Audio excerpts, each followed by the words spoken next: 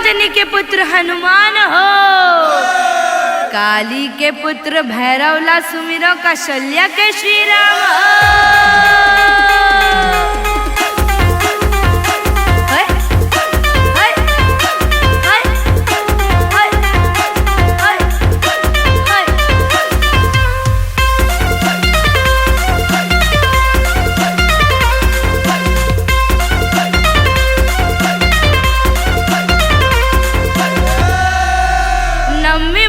दशहरा संगी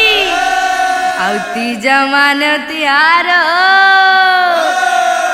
रौत माने देवारी संगी औ काखर करे उजियार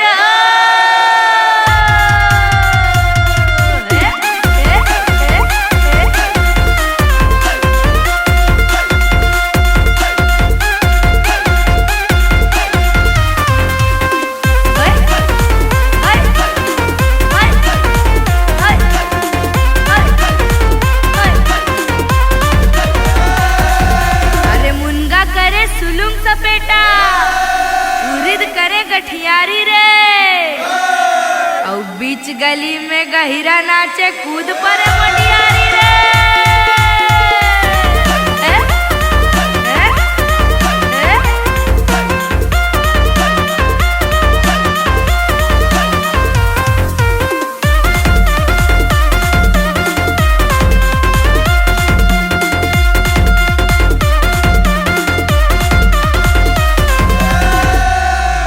काली दाह में कूदे कन्हैया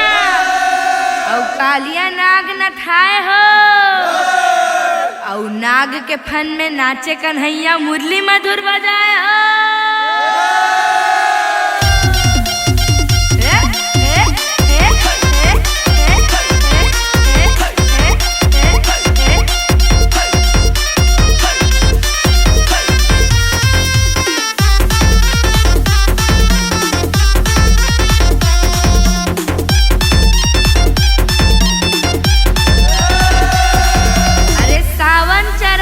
सब नहीं संगी और भादो चना के दार हो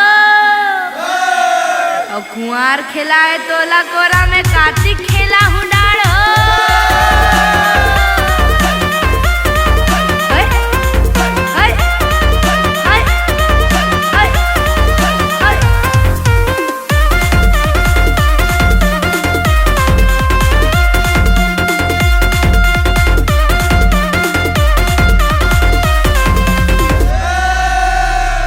माटी के नगाड़ा दुम दुम बाजे